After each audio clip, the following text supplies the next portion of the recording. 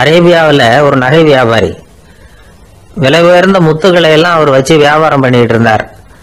அவர் ஒரு சமயம் ஒரு பாலைவனம் வழியா போயிட்டு இருக்கிறார் ஒட்டகத்துல. அப்போ திடீர்னு கடுமையான புயல் வீச ஆரம்பிச்சுட்டுது. திசை தவறி இவர் எங்கேயோ வந்துட்டார். கூட வந்தவங்களையும் காணல, எங்க போனாங்களும் தெரியல. இவர் ரொம்ப பயந்து போய் அங்கேயும் எங்கேயுமா அலைஞ்சு திரியிறார். வழியே தெரியல. பசி கடுமையாயிட்டுது. ஒட்டகத்து முதுகுல ஒரு மூட்டை இருந்தது. அதை பிரிச்சு பார்த்தார். உள்ள ஏதாவது இருக்கான்னு தேடி பார்க்கறார். அது வரைக்கும் கண்ணில் தட்டுப்படாத அபூர்வமான ஒரு பை கண்ணில் பட்டுது.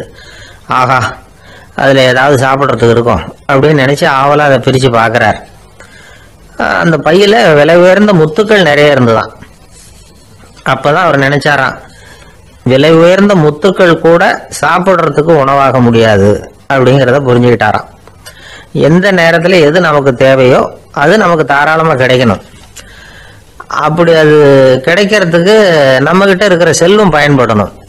அது நமக்கும் பயன்படலாம், நம்ம மூலமா அடுத்தவங்களுக்கும் பயன்படலாம். அதுதான் செல்வத்தின் பயன். ஒரு ஆள் இருந்தான், நிறைய பணம் சம்பாதிச்சான்.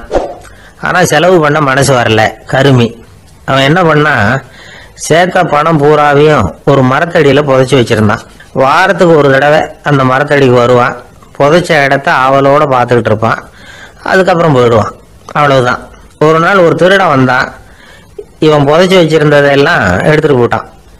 இது தெரிஞ்சு போச்சு. அந்த கருமி புலம்ப ஆரம்பிச்சிட்டான். இவன் புலம்பலை கேட்டதும் அக்கம் பக்கத்தில் இருந்தவங்க எல்லாம் ஓடி வந்தாங்க. என்ன விஷயம்னு விசாரிச்சாங்க. இவன் சொன்னான். ஒரு பெரியவர் கேட்டார், ஏப்பா வாரம் வந்து இந்த இடத்த பார்க்கறதாக சொன்னியே, எப்போவாவது இதில் இருக்கிற பணத்தை எடுத்து செலவு பண்ணியிருக்கியா அப்படின்னு கேட்டார். நான் அப்பப்போ வந்து அதை பார்க்கறது தான் வழக்கம், அதை தொட்டதே இல்லைன்னு. அவன் சரி அப்படின்னா இப்போவும் நீ அதே மாதிரி வாரம் ஒரு தடவை வந்து இந்த இடத்த பார்த்துட்டு போகலாமே அப்படின்னாராம் அந்த பெரியவர். அதுவும் சரிதானே, எவ்வளவு காலமானாலும் அவன் அந்த பணத்தை எடுத்து செலவு பண்ண போறதில்ல. அப்படி இருக்கிறப்ப உள்ளே பணம் இருந்தாலும் ஒண்ணுதான், இல்லாம போனாலும் ஒண்ணுதான். இதுல இருந்து என்ன புரியுதுன்னா, ஒருத்தர்கிட்ட இருக்கிற பணத்தை கொண்டு அவர் பணக்காரரா ஏழையா அப்படின்னு முடிவு செய்யறது சரியில்லை. அந்த செல்வத்தை அனுபவிக்கிற திறன், பயன்படுத்துற திறன், அதை வச்சுதான் அவர் ஏழையா பணக்காரரா அப்படிங்கிறத நிர்ணயம் பண்ணணும். அதுதான் சரி. செலவு பண்ண தெரியாதவன் சேகரம் பண்ணிட்டே இருக்கிறதுனால என்ன பிரயோஜனம்? தலைமுடியே இல்லாதவன் தாராளமா சீப்புகளை வாங்கி சேகரம் பண்றது மாதிரி தானே இது. சில சமயம் செலவு பண்ண நாம தயாரா இருந்தா கூட அந்த செல்வம் நமக்கு பயன்படுறது இல்லை. ஒரு மரத்தடியில ஒருத்தன் உட்காந்து அழுதுகிட்டு இருந்தான். அந்த பக்கமா வந்த இன்னொருத்தன் ஏப்பா அழுதுகிட்டு இருக்கிறேன்னு கேட்டான். இந்த இடத்துலதான் பூமிக்கு அடியில பணம் இருக்குது, புதைச்ச இடம் தெரியல, அதான் அழறேன் அப்படின்னா. நல்லா ஞாபகப்படுத்தி பாரு, எந்த இடத்துல புதைச்ச அப்படின்னு கேட்டான் இவன். அது எப்படி எனக்கு தெரியும்? புதைச்சி வச்சிருக்கிறவன் நான் இல்லையே, எங்க எதிர்த்து வீட்டுக்காரன் அப்படின்னானா இவன். ஒரு சின்ன பையன் வந்தான். அவனை பார்த்து ஒரு கேள்வி கேட்டோம். ஏன்ப்பா உங்க வீட்டுல அம்மா புத்திசாலியா அப்பா புத்திசாலியா அப்படின்னு. அவன் அலட்சியமா நம்மளை பார்த்து சிரிக்கிறான். என்ன சார் இது, இந்த காலத்துல இது கூட தெரியாம இருக்கிறீங்களே அப்படிங்கிறான். ஒரு சின்ன பையன் நம்மளை பார்த்து இப்படி கேட்டு விட்டானே அப்படின்னு நினைக்கிறப்போ நமக்கு ஒரு மாதிரி ஆயிடும். அதுக்கப்புறம் தான் இந்த தாத்தா பாட்டியெல்லாம் சொல்ற ஒரு கதை ஞாபகத்துக்கு வந்தது. அது என்ன கதை தெரியுமா? ஒரு ஊர்ல ஒரு அம்மாவும் பிள்ளையும் இருந்தாங்களாம். அந்த மகனுக்கு திடீர்னு தேசாந்திரம் போய் வரணும்னு ஆசை வந்துட்டுது. ஊரா போய் சுத்தி பார்க்கணுங்கிற ஆசை. அந்த அம்மாவுக்கு இது பிடிக்கல. மகனை புரிஞ்சு இருக்கிறதுக்கு அவங்க மனசு இடம் கொடுக்கல. வேணாப்பான்னு சொல்லி பார்த்தாங்க, அவன் கேட்கல. திடீர்னு புறப்படவும் செஞ்சுட்டான். சரி, இனிமே அவனை தடுக்க முடியாதுன்னு முடிவு பண்ணிட்டாங்க அந்த அம்மா. இருந்தாலும் புத்திசாலித்தனமா ஒரு யோசனை பண்ணாங்க. மகனை கிட்டத்துல கூப்பிட்டாங்க. அவங்ககிட்ட சொன்னாங்க, இதை பாருப்பா, நீ தேசாந்திரம் போறதுன்னு தீர்மானம் பண்ணி விட்ட, அதை நான் தடுக்கல, போயிட்டு வந்துரு. ஆனா போறதுக்கு முன்னாடி எனக்கு ஒரு வாக்குறுதி கொடுத்துட்டு போ அப்படின்னாங்க. போறப்போ ராத்திரியா இருந்தாலும் பகலா இருந்தாலும் சரி, புளிய மரத்து நிழல்ல தான் தங்கணும். திரும்பி வர்றப்போ இரவும் பகலும் நீ வந்து வேப்ப மரத்து நிழல்லே தங்கணும் அப்படின்னாங்க. சரி அப்படியே செய்யறேன்னு சொல்லி வாக்குறுதி கொடுத்தான் பையன். புறப்பட்டு போனான். போற வழியில புளிய மரத்து நிழல்லையே தங்கினான், தூங்கினான். அப்படி போய்கிட்டே இருந்தான். 7வது நாள் அவன் உடம்பு சுகம் இல்லாம போயிட்டுது. ரொம்பவும் பலவீனம் ஆயிட்டான். இனிமே நடக்க முடியாதுங்கிற நிலைமை வந்துட்டுது. யோசிச்சு பார்த்தான். சரி, இதுக்கு மேல போக வேண்டாம் அப்படின்னு முடிவு பண்ணிட்டு திரும்பி வர ஆரம்பிச்சுட்டான். திரும்பி வர்றப்போ வழியில வேப்ப மரத்து நிழலையே தங்கி தங்கி வந்தான். நாளுக்கு நாள் உடம்பு சரியா வந்துட்டுது. 7வது நாள் வீட்டுக்கு சேர்றான். உடம்பு பழையபடியே கலகலப்பாயிட்டுது. பூரண சுகம். தேசாந்திரம் போன பையன் திரும்பி வந்துட்டானே அப்படின்னு அந்த அம்மா ஆச்சரியப்படலை. ஏன்னா அவங்களுக்கு தெரியும் இப்படி ஆகும்னு. பையன் சீக்கிரமா திரும்பி வரணுங்கிறதுக்காக தான் அவங்க அந்த யோசனையை சொன்னாங்க. என்ன விஷயம்ங்கிறதையும் அவங்களே சொன்னாங்க.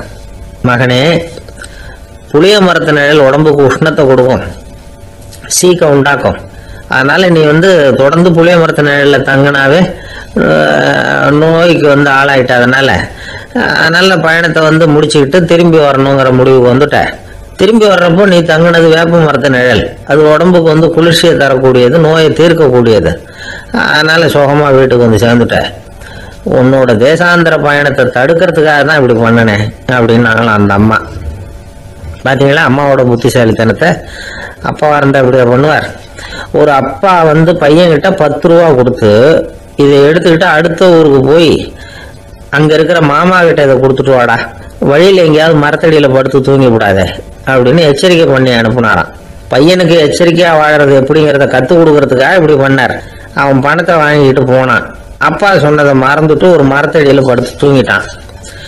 அவனுக்கு தெரியாம அவன் பின்னாடியே போன அப்பா அவன் கையில இருந்த அந்த 10 ரூபாயை நைஸா எடுத்துட்டு வந்துட்டார். அவன் பையில தானே வச்சிருந்தான், அது தெரியாம எடுத்துட்டு வந்துட்டார். அவன் தூங்கிட்டு இருக்கான். எடுத்துட்டு ஒரு மறுபடியும் வீட்டுக்கு வந்துட்டார். பையன் முழிச்சுக்கிட்டு பைய தடவி பார்க்கறான், பணத்தை காணும். அழுதுகிட்டே திரும்பி வந்தான். அப்பா கிட்ட விஷயத்த சொன்னான். அப்பா சிரிச்சுக்கிட்டே சொன்னார், அதுக்கு தான்ப்பா ஆரம்பத்திலேயே எச்சரிக்கை பண்ணினேன், இனிமேலாவது நீ ஜாக்கிரதையா இருக்கணும் அப்படிங்கிறதுக்காக தான் இப்படி பண்ணினேன். அந்த பணம் எங்கேயும் போயிடல, நான் தான் அதை உனக்கு தெரியாம எடுத்து வச்சிருக்கிறேன். இதோ பாரு அப்படின்னு சொல்லிட்டு சைடு பாக்கெட்ல கையை விட்டா அது ஓட்டையா இருக்கு. அதை எவனோ ஏற்கனவே கத்திரிச்சு எடுத்துட்டு போட்டான். இப்ப அப்பா முகத்துல அசடு வழிஞ்சுதான். பந்திக்கு முந்தர ஆசாமிகள் நம்மள பல பேர் உண்டு. அப்படி முந்தறதுக்கு கூட முயற்சி பண்றவங்க நிறைய பேர் இருக்கிறாங்க. இதுல என்ன ஒரு விஷயம்னா, பந்திக்கு முந்தறது கூட தப்பு இல்லை. ஆனா அப்படி ஒரு விருந்துல ஆளா போய் உட்காந்து சாப்பிட்டா கூட வெளியில வர்றப்ப என்ன பெரிய விருந்து வச்சுட்டான், சாம்பார்ல உப்பு இல்லை, ரசத்துல காரம் இல்லை அப்படின்னு குறை சொல்லிட்டே வர்றது இருக்கு பாருங்க. அது சரியில்லை, நாகரிகமும் இல்லை. கல்யாண பத்திரிகையில என்ன போட்டிருக்குது, என் பொண்ணுக்கும் இன்னார் பையனுக்கும் கல்யாணம், எல்லாரும் குடும்பத்தோட வந்திருந்து மணமக்கள் ஆசீர்வதிக்கணும், இப்படித்தானே போட்டிருக்கோம். குடும்பத்தோட விருந்து சாப்பிட்டு சாப்பாடு எப்படி இருக்குன்னு அபிப்பிராயம் சொல்லிவிட்டு போங்க அப்படின்னா போட்டிருக்கு கல்யாண பத்திரிகையில. ஒருத்தர் வீட்டு விசேஷத்துக்கு போயிருக்கோம்னா எவ்வளவோ அசௌகரியங்கள் நமக்கு ஏற்படலாம். ஏராளமான கூட்டம் வந்திருக்கும். எல்லாரையும் அவங்க தனித்தனியா கவனிச்சுக்கிட்டு இருக்க முடியாது. நாம தான் அனுசரிச்சு நடந்துக்கணும். நாமளா போய் வாழ்த்த வேண்டியவங்களை வாழ்த்தி விட்டு சேரணும். அதை விட்டுட்டு பத்திரிக்கை கொடுத்தானேன்னு போனேன், கவனிப்பே சரியில்லை அப்படின்னு புலம்பிக்கிட்டு இருக்கக்கூடாது. ஒரு விருந்துக்கு போனா அங்க எப்படி நடந்துக்கணும் அப்படிங்கிறத பத்தி கூட அனுபவசாலிகள் சில விவரங்கள்லாம் சொல்லியிருக்கிறாங்க. இந்த காலத்துல கல்யாணம், பிறந்த நாள், அது இதுன்னு நிறைய விருந்துகள் நடக்குது. அதெல்லாம் எதுக்காக? மனித உறவுகளை வளர்த்துக்கிறதுக்காக தான், வேற எதுக்கு? ஒரு விருந்துக்கு போனா அமைதியா பொறுமையா போய் உட்காரணும். அடிச்சு பிடிச்சிக்கிட்டு இடத்த பிடிக்க போறேன் அப்படின்னு நிற்கக்கூடாது. முதல் பந்தி நடந்துகிட்டு இருந்தா அது முடிஞ்சு இலை எடுத்து சுத்தம் பண்ணதுக்கு அப்புறம் போய் உட்கார்றது தான் நாகரீகம். இலை எடுக்கிறதுக்கு முன்னாடியே அங்க போய் உட்காந்தா நல்லா இருக்காது. நீங்க சாப்பிட்டுட்டு உட்காந்துருக்கீங்களா, சாப்பிட்றதுக்கு உட்காந்துருக்கீங்களா, பாக்குறவங்களுக்கு சந்தேகம் வந்துடும். அதே மாதிரி இலையில எல்லா ஐட்டமும் பரிமாறினதுக்கு அப்புறம் சாப்பிட ஆரம்பிக்கணும். ஒவ்வொரு ஐட்டமா வைக்க நாம பாட்டு எடுத்து உள்ள தள்ளிட்டே இருந்தோம்னா எதை வச்சோம் எதை வைக்கலன்னு பரிமாறினவரே குழம்பி போடுவார். ஏன்னா எப்ப பார்த்தாலும் இலை காலியாவே இருக்கும். சாப்பிட்றப்போ உங்க சாப்பாட்டையே நீங்க கவனிக்கணும். அடுத்தவங்க இலையில என்ன இருக்கு, பக்கத்துல இருக்கிறவர் எதை அதிகமா சாப்பிட்றார், இதெல்லாம் நமக்கு என்னத்துக்கு? எல்லாரும் சாப்பிட்டு முடிக்கிற வரைக்கும் பொறுமையா இருக்கிறது தான் நல்லது. நீங்க மட்டும் திடீர்னு பாதியில எழுந்திரிச்சு பக்கத்துல இருக்கிறவங்களுக்கு சங்கடமா இருக்குமேங்கிறதெல்லாம் யோசிக்காம நீங்க பாட்டு எழுந்திரிச்சு போகக்கூடாது. பக்கத்துல உள்ளவங்க உங்களை எழுந்திரிக்க சொன்னா எழுந்திரிச்சு போகலாம். விருந்துகள்ல சாப்பாட்டை வீணாக்கிறதே ஒரு நாகரிகமா போட்டுது. இந்த காலத்துல சாப்பாட்டுக்கே கஷ்டப்பட்டுக்கிட்டு பல பேர் இந்த உலகத்துல இருக்கிறப்போ சாப்பாட்டை வீணாக்குறது எவ்வளவு பெரிய மோசம்ங்கிறத நினைச்சு பார்க்கணும். வேணுங்கிற அளவுக்கு கேட்டு வாங்கி சாப்பிட்றது தான் முறை. விருந்தில் இந்த பஃபே அப்படின்னு சொல்லி ஒரு முறை சொல்கிறாங்கல்ல, அதாவது உணவு வகைகளை எல்லாம் பொதுவாக ஒரு இடத்துல வச்சுடுறது, நமக்கு தேவையானதை நாமே எடுத்து ஒரு தட்டில் போட்டுக்கிட்டு சாப்பிட வேண்டியது. இதில் கூட சில பேர் தேவைக்கு அதிகமாக எடுத்து போட்டுக்கிட்டு வீணாக்குறாங்க. சில சமயம் கடைசியாக சாப்பிட போகிறவங்களுக்கு எல்லா ஐட்டமும் கிடைக்காம போகலாம். அதை போய் பெருசு பண்ணிகிட்டு இருக்கக்கூடாது. என்ன சார் இந்த அளவுக்கு கூடவா நாகரிகம் தெரியாமல் இருக்கிறோம், இதை போய் பெருசாக சொல்ல வந்துட்டீங்களே அப்படின்னு நினைக்கலாம். ஒருத்தர் 2 பேருக்கு இந்த விவரம் தேவைப்படலாம். அவங்க காதலே இது விழட்டுமேங்கிறதுக்காக தான் இது. ஒரு பெரிய கல்யாண விருந்து நடந்துகிட்டு இருந்தது. விருந்து மண்டபத்து வாசல்ல ஒருத்தர் நின்றுக்கிட்டு வர்றவங்களையெல்லாம் ரொம்ப மரியாதையாக வணங்கி உள்ள அனுப்பி வச்சுக்கிட்டு இருந்தார். எப்படி தெரியுமா? வர்றவங்க கையெல்லாம் பிடிச்சி முத்தம் கொடுத்து அதுக்கப்புறம் உள்ள அனுப்பி வச்சுக்கிட்டு இருந்தாராம். கூட்டம்லாம் முடிஞ்சதுக்கு அப்புறம் அவர்கிட்ட போய் கேட்டிருக்கிறாங்க, சார் நானும் எவ்வளவோ விருந்துகளுக்கு போயிருக்கிறேன், இருந்தாலும் இவ்வளவு மரியாதையா வர்றவங்க கைக்கெல்லாம் முத்தம் கொடுத்து வரவேற்கிறத இங்கதான் பாக்குறேன் அப்படின்னு சொன்னாங்க. அதுக்கு அவரு சொன்னார், அட போங்க சார், நான் முத்தம் கொடுக்கல, முந்தின பந்திக்கு சாப்பிட்டவங்களே அடுத்த பந்திக்கும் வர்றாங்களான்னு மோந்து பார்த்து அனுப்பி வச்சுக்கிட்டு இருந்தேன் அப்படின்னார். ஒருத்தன் எப்படி நடந்துக்கிறாங்கிறத வச்சுதான் அந்த ஆள் எப்படிங்கிறத நாம முடிவு பண்றோம். ஆளுமைன்னு சொல்றோம்ல, அதுக்கு சூழ்நிலைகளை ஆளுகின்ற தன்மை அப்படின்னு விளக்கம் கொடுக்கிறார் ஒரு உளவியல் நிபுணர். சரி, ஒரு மனிதனுடைய ஆளுமையை உருவாக்குகிற விஷயங்கள் என்னென்ன? பிறப்பு, வளர்க்கப்பட்ட விதம், படிப்பு, நண்பர்கள், சமுதாயம், இப்படி நிறைய உண்டு. ஆளுமையின் அடிப்படையில் சில மனநோய்கள் உண்டாகுது. அதெல்லாம் என்னென்னங்கிறத தெரிஞ்சு வச்சுக்கிட்டோம்னா நம்ம கூட இருக்கிறவங்களை அடையாளம் கண்டுபிடிக்கிறது ரொம்ப உபயோகமா இருக்கும். ஃப்ரெனாய்டு ஆளுமை அப்படின்னு ஒண்ணு. இந்த கோளாறு உள்ளவங்க எப்படி இருப்பாங்க தெரியுமா? அதிக உணர்ச்சி, சந்தேகம், பொறாமை இதெல்லாம் அதிகமா இருக்கும். வளைஞ்சு கொடுக்க மாட்டாங்க. அடுத்தவங்களோட இணக்கமான உறவு இருக்காது. அவங்க செய்யற தப்புக்கெல்லாம் அடுத்தவங்களை குறை சொல்லிட்டு இருப்பாங்க. இது ஒரு ரகம். அடுத்தது ஸ்கிசாய்டு ஆளுமை அப்படின்னு சொல்றாங்க. இந்த கோளாறு உள்ளவங்க அடுத்தவங்களோட பழக கூச்சப்படுவாங்க. சின்ன வயசுலேயே இது ஆரம்பமாயிடுது.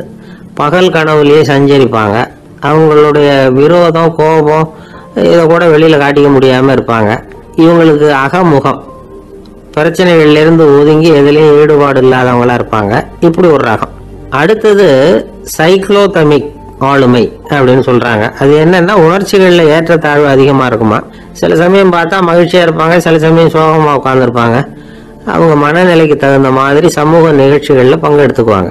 இன்னொரு வகை என்னன்னா, எண்ண பீடிகை ஆளுமை அப்படின்னு பேர் வச்சிருக்கிறாங்க. அதுக்கு இவங்களுக்கெல்லாம் கரெக்டா இருக்கணும். எல்லாம் சட்டத்திட்டம், இதுலயும் ஒரு ஒழுங்குமுறை, இப்படி எதிர்பார்க்கிற மனோபாவம். இவங்க எதிர்பார்ப்புக்கும் அரண்முறைக்கும் மற்றவங்க கட்டுப்படணும்னு நினைப்பாங்க. இந்த நிலைமை நீடிச்சா என்ன ஆகும் தெரியுமா? அலைக்கழிக்கிற எண்ணங்கள் திரும்ப திரும்ப ஒரே செயலை செய்ய தூண்டுற மன தளர்ச்சிக்கு ஆளாயிடுறாங்க. அடுத்தது ஹிஸ்டீரியா ஆளுமை. சின்ன விஷயத்தையெல்லாம் பெருசுபடுத்தி நாடகமாக்குற நடிகர்கள் இவங்க. உணர்ச்சி அதிகம் உள்ளவங்க. இவங்க மன எழுச்சியில பக்குவமின்மை, குழந்தைத்தனம், முதிர்ச்சியின்மை எல்லாம் இருக்கும். தன்னலம் மிக்க குணம். பிறர் தன்னை மட்டுமே கவனிக்கணும்னு நினைச்சு செயல்படுறது, இதெல்லாம் இவங்க அடையாளம். அடுத்த ரகம் எப்படின்னா, வளர்ச்சியற்ற ஆளுமைன்னு சொல்றாங்க. அடுத்தவங்களோட இணங்கி போக முடியாதவங்க. அறிவு, மன எழுச்சி, சமூக உறவு இதுல எல்லாம் போதுமான வளர்ச்சியையும் நிறைவையும் பெற முடியாதவங்க. இவங்களால வாழ்க்கையில முன்னேற முடியாது. பிச்சைக்காரங்க, குற்றவாளிகள், இவங்க கிட்ட எல்லாம் இது மாதிரியான ஆளுமை அதிகமா இருக்குமா. அடுத்தது என்னன்னா, சோர்வுடைய ஆளுமை. எதுலயும் உற்சாகம் இல்லாம சோர்ந்து போயிருப்பாங்க. அதுக்கெல்லாம் நமக்கு வலிமை இல்லப்பா அப்படின்னு சொல்லிட்டு இருப்பாங்க. சின்ன விஷயங்களுக்கெல்லாம் அதிர்ச்சி அடையிறது. வாழ்வின் சுவையை அனுபவிக்க முடியாதவங்க. இன்னொரு ரகம், இது கொதித்தெழும் ஆளுமைங்கிறாங்க. எதுக்கு எடுத்தாலும் ஆத்திரம், குரோதம், வன் செயல் இதுல எல்லாம் ஈடுபாடு, இப்படி உள்ளவங்க. நத்தை வகை ஆளுமை அப்படின்னு ஒண்ணு. அடுத்தவங்க மேல விரோதம் இருக்கும், அடிக்கணுங்கிற எண்ணம் இருக்கும்.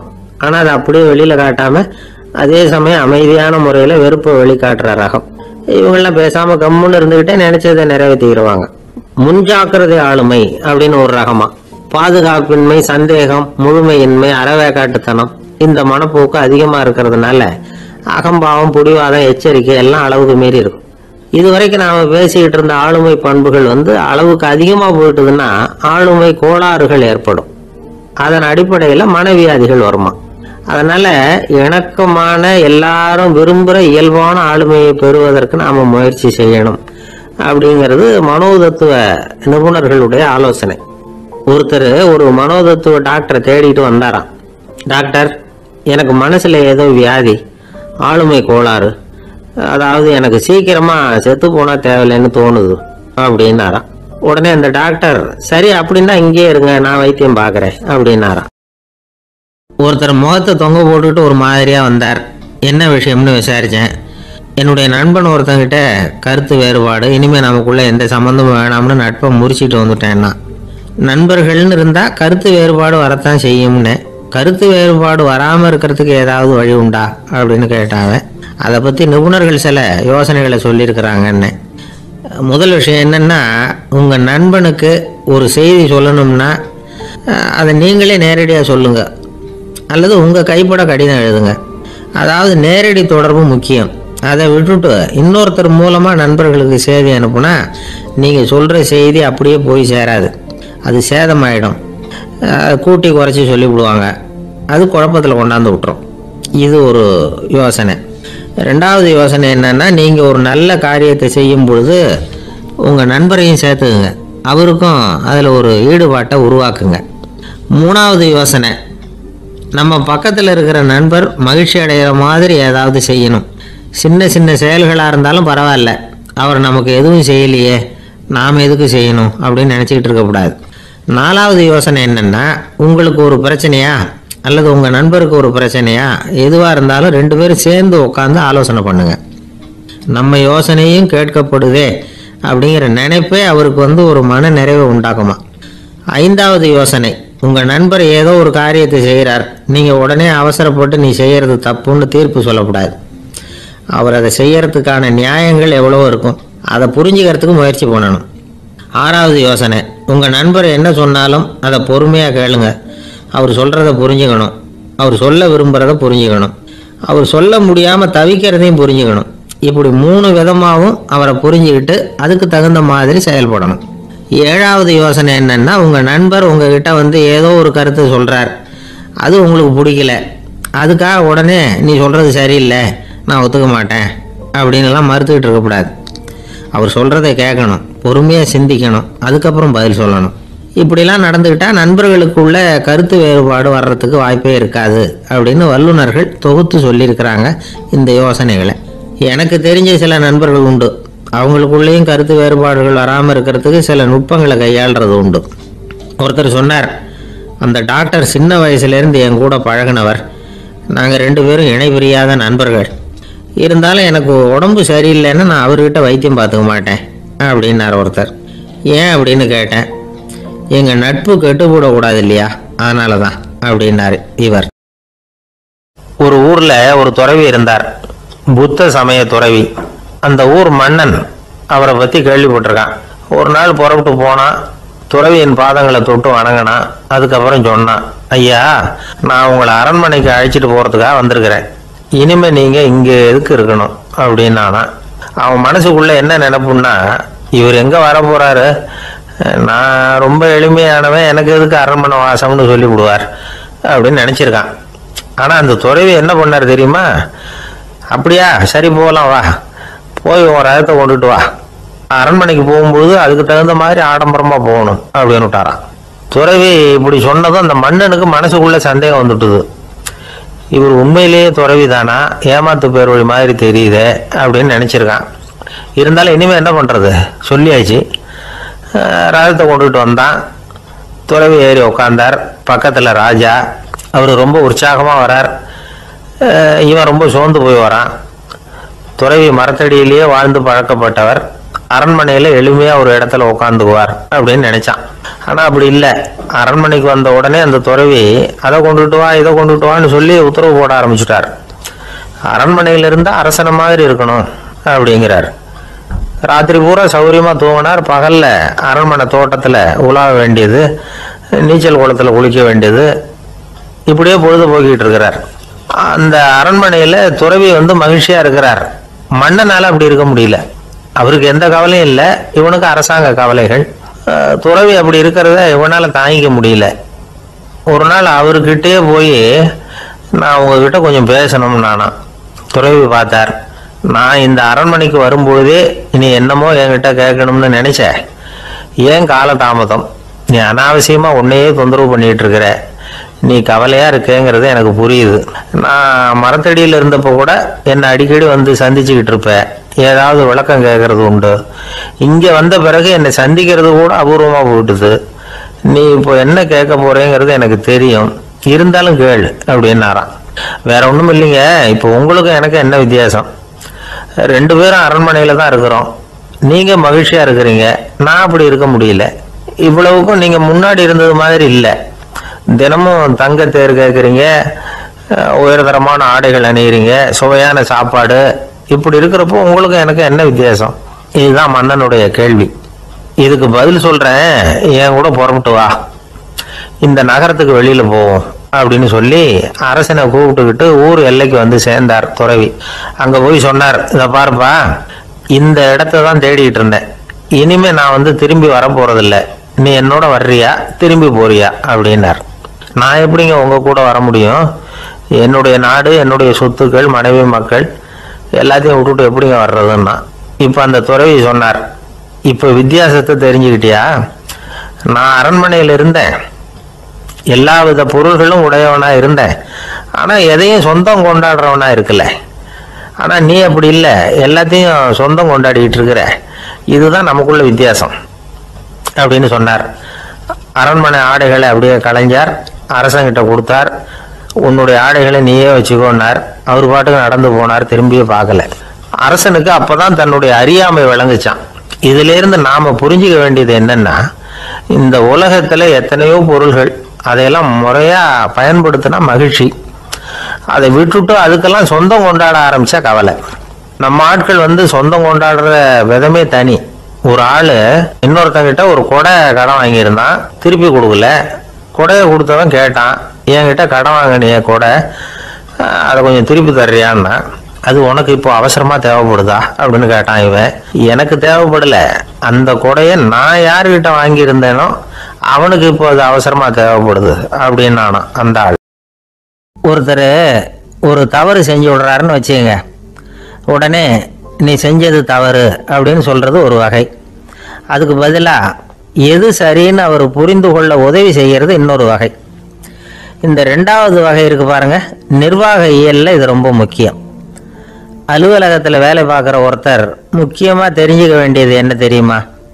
சக ஊழியர்கள் கிட்ட எப்படி பழகணும், மேலதிகாரிகள் கிட்ட எப்படி பழகணும், தனக்கு கீழே வேலை செய்கிறவங்க கிட்ட எப்படி பழகணும், வாடிக்கையாளர்கள் கிட்ட எப்படி பழகணும், இவங்க எல்லார்கிட்டையும் செம்மையான உறவை ஏற்படுத்திக்கிறது எப்படி. இதையெல்லாம் சொல்லிக் கொடுக்குற பாடம் தான் இன்டர் பர்சனல் ஸ்கில், திறமையான உறவு அப்படிங்கிறது. எந்த வேலையில் இருந்தாலும் சரி, இந்த உறவுகளை வளர்க்கும் திறன் உள்ளவங்க சீக்கிரம் முன்னுக்கு வந்துடுறாங்க. மற்றவங்க கிட்ட உறவை பலப்படுத்திக்கிறது எப்படி அப்படின்னு தெரிஞ்சுக்கிட்டோம்னா எந்த ஒரு தடையையும் சுலபமாக தாண்டி செய்கிற தொழிலில் முன்னுக்கு வந்துடலாம்.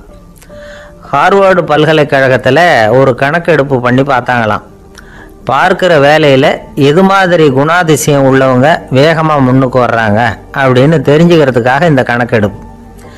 வெவ்வேறு துறையில் வேகமாக முன்னுக்கு வந்திருக்கிற பல பேரை சந்தித்து இந்த சர்வேயை நடத்தியிருக்கிறாங்க. அவங்க கண்டுபிடிச்சி சொல்லியிருக்கிற உண்மை என்ன தெரியுமா? ஒருத்தர் ஒரு வேலையில் இருந்தால் அது சம்பந்தப்பட்ட சப்ஜெக்ட் பற்றிய அறிவு 35% இருந்தால் போதுமா. ஆனால் உறவுகளை வளர்க்கக்கூடிய திறன், இன்டர் பர்சனல் ஸ்கில்லு 65% வேணும். இப்படி உள்ளவங்க சீக்கிரம் முன்னுக்கு வந்துடுறாங்களாம். அதனால் ஒருத்தருக்கு வேலை சரியாக புரியலைன்னா கூட விவரமாக மற்றவங்க கிட்ட பழகிறது எப்படின்னு புரிஞ்சால் போதும், அவர் முன்னுக்கு வந்துடலாம். அலுவலகங்களில் மட்டும் இல்லை, எல்லா இடங்கள்லையும் இது ரொம்ப முக்கியம். வீட்டுக்குள்ளேயும் இது ரொம்ப முக்கியம், வீட்டுக்கு வெளியேயும் இது முக்கியம். அடுத்தவங்க கிட்ட பழகிறது எப்படிங்கிறத தெரிஞ்சுக்காதவன் வாழ்க்கையில் முன்னேற முடியாது. இன்னைக்கு ஆயுதங்களால் காயப்படுத்தி கொள்ளுகிறவர்களை விட வார்த்தைகளால் காயப்படுத்தி கொள்ளுகிறவர்கள் தான் அதிகம். பெரியவங்க என்ன சொல்கிறாங்க தெரியுமா? நீங்கள் இந்த பூமியில் பிறந்ததன் அர்த்தம் பூர்த்தி ஆகணும்னா அடுத்தவங்களுக்கு உதவி பண்ணுங்க. அடுத்தவங்களுக்கு உதவி செய்ய முடியாவிட்டால் கூட பரவாயில்லை, ஆனால் யாரையும் புண்படுத்தி விடாதீங்க அப்படின்னு சொல்கிறாங்க. எனக்கு தெரிஞ்ச ஒருத்தர் ஒரு அலுவலகத்தில் வேலை பார்க்குறார். அவர் சொல்லுவார், எனக்கு இந்த இன்டர் பர்சனல் ஸ்கில் ரொம்ப அதிகம் சார். சக ஊழியர்கள்கிட்ட ரொம்ப சுமூகமாக நடந்துக்குவேன். என் கூட வேலை பார்க்குற ஒருத்தருக்கு ஏதாவது ஒரு கஷ்டம்னா அந்த சமயத்தில் அவர் செய்ய வேண்டிய வேலையை நான் செஞ்சிருவேன் சார் அப்படிம்பார். நான் அவர்கிட்ட சமீபத்தில் அப்படி ஏதாவது செஞ்சுருக்கீங்களா அப்படின்னு கேட்டேன். செஞ்சுருக்கேன் சார். போன வாரம் புதன்கிழமை ஆஃபீஸில் என் பக்கத்து சீட்டுக்காரருக்கு வயிற்று வலி. உடனே நான் மெடிக்கல் லீவ் போட்டுவிட்டு எங்கள் வீட்டுக்கு போயிட்டேன் சார் அப்படின்னார். ஒரு நண்பர், அவர்கிட்ட பேசிக்கிட்டு இருந்தேன். மனித உறவுகள் பற்றி அவர் சொல்லிகிட்டு இருந்தார். அமெரிக்காவில் தந்தை மகன் உறவு எப்படி இருக்குது அப்படிங்கிறத விளக்கிறதுக்கு அவர் ஒரு கதையை சொன்னார். ஒரு அப்பா பகல் பூராவும் அலுவலகத்தில் வேலை, ஓடி ஆடி உழைச்சிக்கிட்டு களைச்சி போய் ராத்திரி 10 மணிக்கு மேலே வீடு திரும்பினான். வீட்டு வாசலில் அவரோட மகன் காத்துக்கிட்டு இருக்கிறான். இன்னமும் தூங்கலை. அப்பா வாசல்லையே தடுத்து நிறுத்தி, அப்பா உனக்கு சம்பளம் எவ்வளவு அப்படின்னு கேட்குறான். ஏற்கனவே ஆஃபீஸ் பிரச்சனைகளால் அழுத்து போய் திரும்புகிற அப்பாவுக்கு கோவம் வந்துடுது. என்னடா இப்படிலாம் கேளுன்னு உங்கள் அம்மா உனக்கு சொல்லி கொடுத்தாளா அப்படின்னு சொல்லிட்டு உள்ளே போய் சட்டையை கட்டி மாட்டி விட்டு குளிச்சு விட்டு மறுபடியும் வெளியில் வந்து உடையை மாற்றுகிற சமயம் அப்போ மறுபடியும் மகன் உள்ளே வந்து நிற்கிறான் அவர் முன்னாடியே. அப்பா உனக்கு எவ்வளவு சம்பளங்கிறான் மறுபடியும். அப்பாவுக்கு எரிச்சல் அதிகமாகிட்டுது. மணிக்கு $20 போதுமா அப்படின்னாரு. அப்படின்னா எனக்கு ஒரு $10 தர முடியுமா நான் மகன்? இதுக்கு தான் என் சம்பளம் எவ்வளவுன்னு கேட்டியா? 2ஆம் வகுப்பு படிக்கிற உனக்கு எதுக்குடா $10 அப்படின்னு கத்திவிட்டு தொலைக்காட்சி பெட்டியின் முன்னாடி போய் உட்காந்துக்கிட்டு ஏதோ நிகழ்ச்சியை பார்க்க ஆரம்பிச்சுட்டார். கொஞ்ச நேரம் கழிச்சு மறுபடியும் மகன் வந்து நிற்கிறான். அப்பா ப்ளீஸ் எனக்கு ஒரு $10 கொடுக்க முடியுமா? மகனுடைய கண்களில் கண்ணீர். என்னடா அவன் கண்ணீரை காட்டி காரியம் சாதிக்கலாம்னு பார்க்குறியா? ஒரு காசு கூட கொடுக்க மாட்டான் போ அப்படின்னு விரட்டி விட்டான்.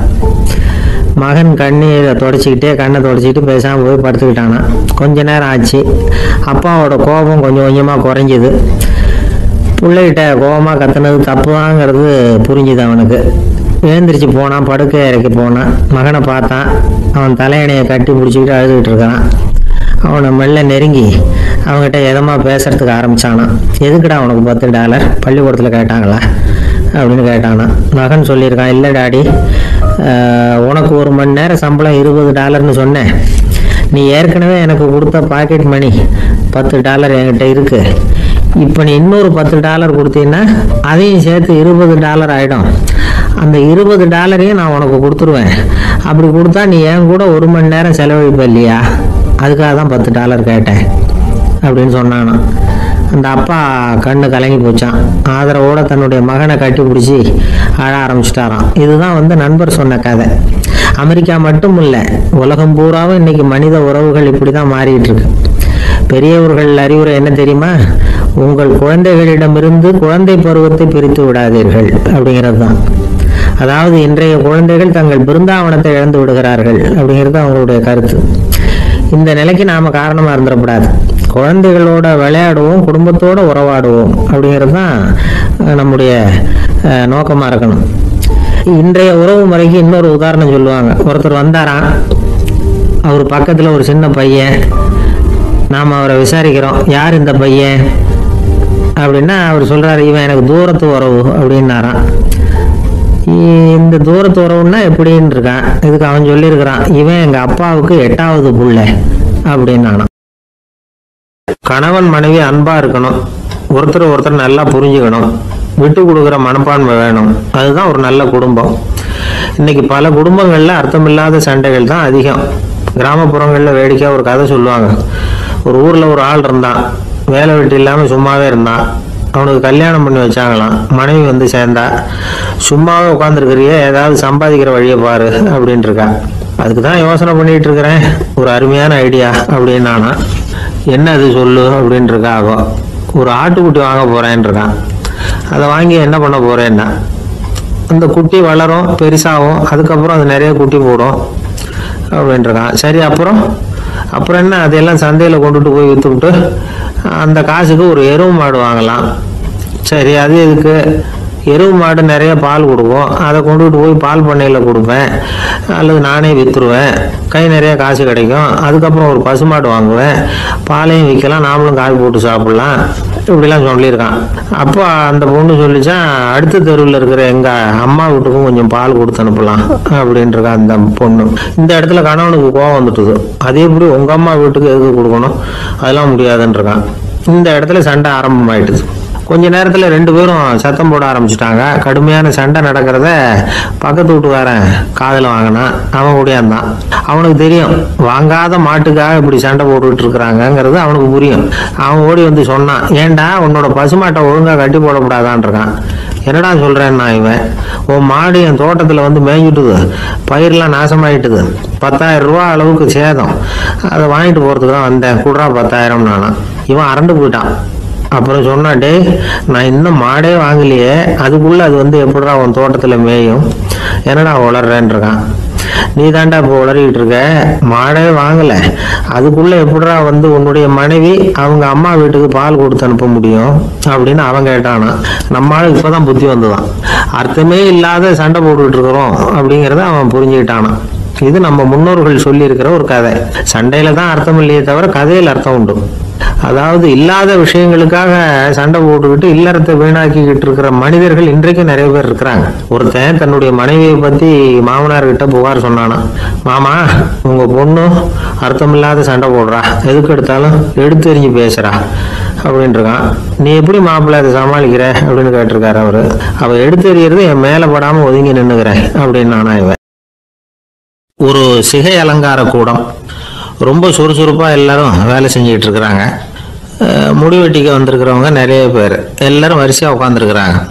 அந்த சமயத்தில் திடீர்னு கதவை திறந்துக்கிட்டு ஒருத்தர் உள்ளே வர்றார். அவர் ஒரு பெரிய மனிதர். அவரும் முடிவெட்டிக்கிறதுக்காக தான் உள்ளே வந்திருக்கிறார். அவரை பார்த்த உடனே எங்கள் வரிசையில் உட்காந்துருந்தவங்க எல்லாரும் எழுந்திரிச்சு அவர்கிட்ட வந்துட்டாங்க. அவரை சுற்றி நின்றுக்கிட்டாங்க. எப்படி இருக்கிறீங்க, நல்லா இருக்கீங்களா அப்படின்னு விசாரிக்க ஆரம்பிச்சிட்டாங்க. எல்லாம் முடிஞ்சதும் வந்தவர் கேட்டார், வரிசையில் கடைசியாக இருக்கிறவர் யார் அப்படின்னு கேட்டார். ஏன்னு கேட்டாங்க. நான் அதுக்கு அடுத்தபடியாக உட்காரணும், அதுக்காக தான் கேட்குறேன் அப்படின்னார். உடனே அங்கே இருந்தவங்கெல்லாம் என்ன சொன்னாங்க தெரியுமா, நீங்கள் வந்து வரிசையில் காத்திருக்கக்கூடாது, நீங்கள் அரசாங்கத்தின் தலைவர், உங்களுக்கு நேரம் முக்கியம், அதனால் நீங்கள் முன்னாடி போங்க அப்படின்னு சொன்னாங்க. ஆனால் அதை அவர் கேட்கல. தோழர்களே, உங்களுடைய கருத்துக்கு ரொம்ப நன்றி. எல்லாரும் வரிசையாக தான் வரணும், அதுதான் முறை. வரிசையில் வரணுங்கிற நடைமுறையை நானும் பின்பற்ற விரும்புகிறேன். நாம் எல்லாரும் சமமானவர்கள் அப்படின்னார். இப்படி சொல்லிவிட்டு வரிசையில் கடைசியாக இருந்த ஒரு நாற்காலியில் போய் உட்காந்துக்கிட்டார். தன் சட்டை பையில் இருந்த ஒரு செய்தித்தாளை எடுத்தார், படிக்க ஆரம்பிச்சிட்டார். ஆனால் அங்கே இருந்தவங்களால இதை வந்து பார்த்துக்கிட்டு சும்மா இருக்க முடியல. ஒருத்தர் எழுந்திரிச்சு வந்தார். ஐயா, இப்போ என்னுடைய முறை வந்திருக்குது, நான் தான் போக வேண்டிய முறை.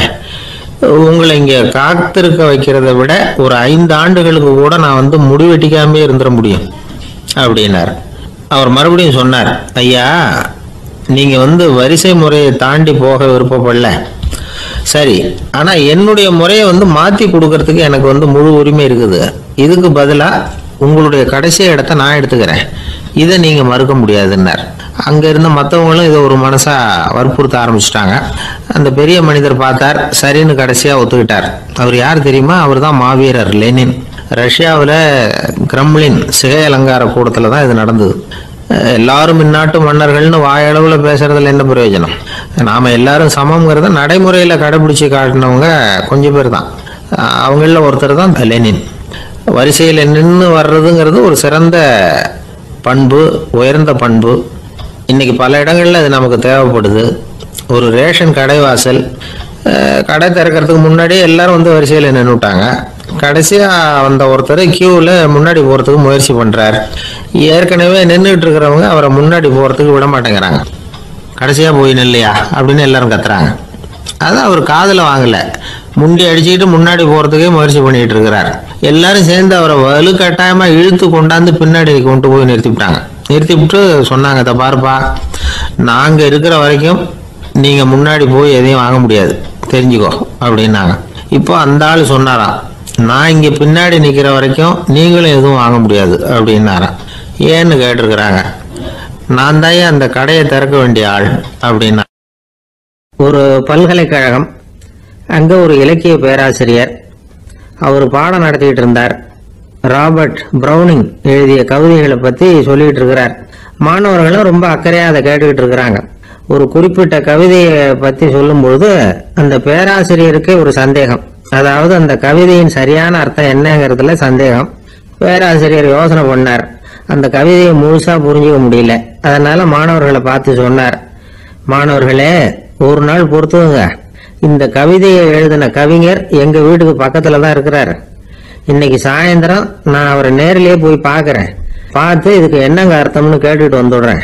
அதுக்கப்புறம் உங்ககிட்ட சொல்றேன் அப்படின்னாரா. அன்னைக்கு சாயந்தரமே அந்த பேராசிரியர் கவிஞரை தேடிட்டு போயிட்டார். கவிஞர் அவங்க வீட்டுல அவர் பாட்டு உட்காந்துருந்தாராம். இவர் போய் அவர் முன்னாடி உட்கார்ந்தார். அப்புறம் கேட்டார், ஐயா, அந்த கவிதையின் முழு பொருள் என்னன்னு தெரிஞ்சுட்டு போறதுக்காக வந்திருக்கிறேன் அப்படின்னாராம். எந்த கவிதை அப்படின்னாராம் அவரு. இவர் அந்த கவிதையை சொல்லியிருக்கார். கவிஞர் கொஞ்சம் யோசனை பண்ணிவிட்டு அப்புறம் சொன்னாராம், பேராசிரியரே, நீங்க கொஞ்சம் தாமதமா வந்துட்டீங்கன்னாராம். இவருக்கு ஒன்றும் புரியல. நீங்க என்ன சொல்றீங்க? நான் தாமதமா வந்துட்டேன்னா? நீங்க தான் உயிரோடு இருக்கிறீங்களே, அப்படி இருக்கும்போது நான் தாமதமா வந்துட்டேன்னா அது எப்படி அப்படின்னு இவர் குழம்பி இருக்கிறார். இப்ப கவிஞர் சொன்னாராம், ஐயா, நான் உயிரோட இருக்கிறேன்னா இல்லையாங்கிறது முக்கியம் இல்லை.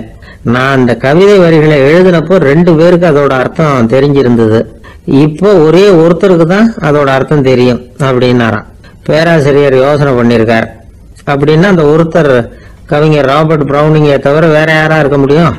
இவர் தான் அப்படிங்கறத அவர் மனசுல நினைச்சுக்கிட்டார். அதனால சொன்னார், ஐயா, நான் தாமதமா வரல, அந்த கவிதையின் பொருள் என்ன அது சொல்லுங்கன்னார். பேராசிரியரே, நான் சொல்றது உங்களுக்கு புரியலன்னு நினைக்கிறேன். நான் இந்த வரிகளை எழுதினப்போ 2 பேருக்கு அதோட அர்த்தம் தெரிஞ்சிருந்தது.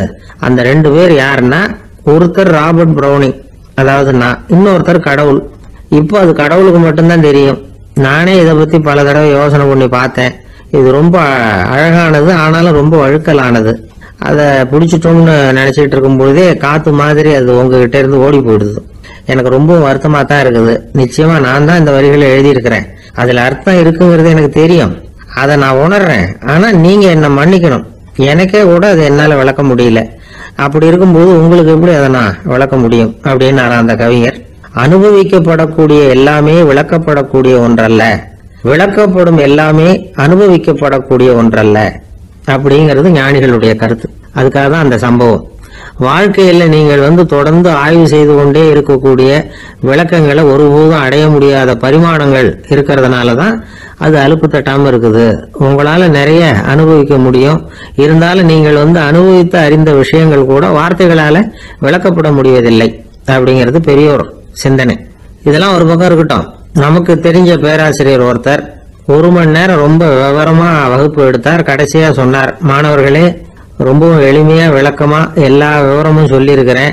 அதனால இதுல உங்களுக்கு சந்தேகம் வர்றதுக்கு வாய்ப்பே இல்லை. இருந்தாலும் கேட்க வேண்டிய கடமை கேட்கிறேன். இது வரைக்கும் நடத்தினதுல யாருக்காவது ஏதாவது சந்தேகம் உண்டா அப்படின்னு கேட்டாராம். எனக்கு ஒரே ஒரு சந்தேகம் தான் சார் அப்படின்னு எழுந்திரிச்சு நிக்கிறான் ஒருத்தன். என்னன்னு கேட்டாராம். இது வரைக்கும் நீங்க என்ன பாடம் சார் நடத்தினீங்க அப்படின்னானா அவன். சில பேரை இப்படி சொல்றது உண்டு, அடுத்தவங்களை அனுசரிச்சு நடந்துக்க தெரியல, அவன் என்ன சார் மனுஷன் அப்படிம்பாங்க. சக மனிதர்களோட எப்படி பழகிறது அப்படின்னு தெரியாதனாலேயே பல பேர் இன்னைக்கு சங்கடப்பட்டுக்கிட்டு இருக்கிறாங்க. வசதி வாய்ப்பெல்லாம் சரியா இருக்கும், ஆனா வாழ்க்கை சரியா இருக்காது. இன்னொருத்தர்கிட்ட எப்படி பேசுறது பழகிறதுங்கிறது தெரியாதனாலதான் இந்த அவஸ்தை. சரி, இந்த அவஸ்தை இல்லாம வாழறது எப்படி? இதுக்கு அனுபவசாலிகள் சில வழிமுறைகளை சொல்றாங்க. அதெல்லாம் என்னென்னங்கிறத இப்ப தெரிஞ்சுக்குவோம். முதல்ல நம்ம நாக்கு நம்ம கண்ட்ரோல்ல இருக்கணும். வார்த்தைகளை கொட்டி விட்டு அதுக்கப்புறம் அள்ள முடியாம கிடந்து கஷ்டப்படக்கூடாது. எப்படி பேசுறோங்கிறதும் முக்கியம். பேசுறப்ப எப்படி முகத்தை வச்சிருக்கிறோங்கிறதும் முக்கியம். அன்பா பேசினாலும் நல்லா இருக்கும். அப்படி பேசுறப்ப ஆதரவா அவர் தோள் மேல ஒரு கையை போட்டுக்கிட்டு பேசினா இன்னமும் நல்லா இருக்கும். 2வது விஷயம், இன்னொருத்தர்கிட்ட பேசுறப்ப வாக்குறுதிகளை அள்ளி வீசக்கூடாது. கொடுக்கற வாக்குறுதி குறைச்சலா இருக்கணும். அப்படி கொடுத்த வாக்குறுதியை கண்டிப்பா நிறைவேற்றணும். நாம ஒருத்தரை பாராட்டுறோம் அல்லது அவரை பத்தி அபிப்பிராயம் சொல்றோம்னா அது ஆக்கப்பூர்வமா இருக்கணும். நம்ம பாராட்டு அல்லது விமர்சனம் அடுத்தவருடைய முன்னேற்றத்துக்கு உதவுறது மாதிரி இருக்கணும். நாம சொல்றதை கேட்டுட்டு அவன் தலையில கையை வச்சுட்டு உட்காந்துடக்கூடாது. எப்பவும் உற்சாகமா இருக்கணும், முகம் அலர்ச்சியா இருக்கணும். மனுஷன் இருந்தா வருத்தம், கவலை, ஏமாற்றம் எல்லாம் இருக்கதான் செய்யும். அதெல்லாம் மனசுல இருக்கட்டும். அந்த வருத்தமும் கவலையும் ஏமாற்றமும் சேர்ந்துக்கிட்டு நம்ம முகத்துல இருக்கிற மலர்ச்சியை மூடி மறைக்கிறதுக்கு நாம இடம் கொடுத்துடக்கூடாது. எந்த விஷயத்தை பத்தி யாருகிட்ட பேசினாலும் வெளிப்படையா பேசணும், திறந்த மனசோட பேசணும். மூடி மறைச்சி முன்னு மூங்கிக்கிட்டு இருக்கக்கூடாது. இன்னொருத்தர்கிட்ட பேசுறப்போ விவாதம் பண்ணுங்க, அது தப்பு இல்லை. ஆனா வாதாடிக்கிட்டு இருக்கக்கூடாது. அதாவது என்ன சொல்றாங்கன்னா, டிஸ்கஸ் பண்ணலாம், ஆர்கியூ பண்ணக்கூடாது. நம்ம கிட்ட இருக்கிற நல்ல குணங்களை நாம எடுத்து சொல்லிட்டு இருக்கக்கூடாது. அந்த நல்ல குணங்களே நம்மளை பத்தி எடுத்து சொல்லணும். அது மாதிரி நடந்துக்கணும். அதே மாதிரி அடுத்தவங்க கிட்ட உள்ள கெட்ட குணங்களை பத்தி அவசியம் இல்லாம நாம பேச வேண்டியதில்லை. உங்களை பத்தி யாராவது தப்பா பேசுறாங்களா, அப்படி அவங்க பேசுறதுல உண்மை இல்லையா அப்படின்னா அதை நீங்க பொருட்படுத்த வேண்டியதில்லை, விட்டுடலாம். அது தானா போயிடும். ஒரு 4-5 பேரோட பேசிக்கிட்டு இருந்தீங்கன்னா எல்லாருக்கும் முக்கியத்துவம் கொடுங்க, யாரையும் அலட்சியப்படுத்தாதீங்க. தமாஷா பேசலாம், ஆனா உங்க தமாஷ் அடுத்தவங்களை கேலி பண்றதா இருக்கக்கூடாது. நமக்கு கிடைக்க வேண்டியது கிடைக்கலையே அப்படிங்கிற தவிப்பு நம்ம கிட்ட இருக்கக்கூடாது. அது தேவையில்லை. உங்க செயல்பாடுகள் தெளிவா இருக்கட்டும், பாராட்டு தானா உங்களை தேடிட்டு வரும். இன்னொரு மனுஷனுடைய மனசுல கௌரவமான ஒரு இடத்த பிடிக்கணும்னா நாம இந்த குணத்தை எல்லாம் நம்ம கிட்ட வளர்த்துக்கணும். இதெல்லாம் அனுபவசாலிகள் சொல்லி இருக்கிற குறிப்புகள். இந்த குறிப்புகளை சரியா புரிஞ்சுக்கணும், அது முக்கியம். தப்பா புரிஞ்சுக்கிட்டா என்ன தெரியுமா? இதை கேளுங்க. ஒருத்தர் வந்தார், சார் அடுத்தவங்க தோள் மேல கையை போட்டுக்கிட்டு அன்பா பேசணும்னு சொன்னீங்க, அப்படிதான் பேசினேன். அவரு முதுக கூட தட்டி கொடுத்தேன், என் வேலை போயிட்டுது சார், வீட்டுக்கு அனுப்பிச்சுட்டாங்க அப்படின்னார். யாருக்கிட்ட அப்படி பேசுனீங்கன்னு கேட்டோம். என் முதலாளி கிட்ட சார் அப்படிங்கிறார் ரொம்ப சோகமா. ஒரு சீன தேசத்து அரசர் இருந்தார். அவருக்கு வயசாயிட்டுது. அவருக்கு அடுத்தபடியா அவருடைய புள்ள பட்டத்துக்கு வரணும், ஆட்சி பொறுப்பை ஏத்துக்கணும். ஒரு நல்ல தலைவனுக்கு இருக்க வேண்டிய பண்புகள்லாம் தன்னுடைய மகனுக்கு இருக்கணும்னு விரும்பினார் அந்த அரசர். அதனால இளவரசனை பக்கத்துல இருந்த ஒரு குரு கிட்ட அனுப்புனார். இளவரசன் அவர்கிட்ட போய் சேர்ந்தான். அந்த குரு என்ன பண்ணார் தெரியுமா? இவனை பார்த்து சொன்னார், இதை பாருப்பா, நீ என்ன பண்ற, இப்பவே பக்கத்துல இருக்கிற காட்டுக்கு போ, நடு காட்டுல போய் ஒரு இடத்துல உட்காந்துக்கோ. அங்க என்னென்ன சத்தம்லாம் உன் காதுல விழுதுன்னு கவனிச்சு கேளு. உன் காதுல விழுந்த ஓசைகள் என்னென்னங்கிறத என்கிட்ட சொல்லு, அதுதான் எனக்கு தெரியணும், உனக்கு வேலையும் அதுதான் அப்படின்னு சொல்லி அனுப்பி வச்சுட்டார். இளவரசன் காட்டுக்கு போனான். குரு சொன்னபடியே ஒரு இடத்துல உட்காந்து கவனிச்சு கேட்டான். அதுக்கப்புறம் குரு கிட்ட திரும்பி வந்தான். என்னென்ன சத்தம்லாம் கேட்ட அப்படின்னு கேட்டார் குரு. குருவே, காட்டுல நான் பறவைகள் சத்தம்லாம் கேட்டேன், மிருகங்களின் ஓசையையும் கேட்டேன், இதை தவிர இடி மின்னல் மழை இதுகளோட சத்தத்தையும் கேட்டேன் அப்படின்னா. குரு யோசனை பண்ணார், நீ இன்னமும் சரியா கேட்கல, அதனால மறுபடியும் காட்டுக்கு போ, கொஞ்ச நாள் தங்கி இருந்து கேட்டுட்டு வா அப்படின்னார். இளவரசனுக்கு ஒன்றும் புரியல.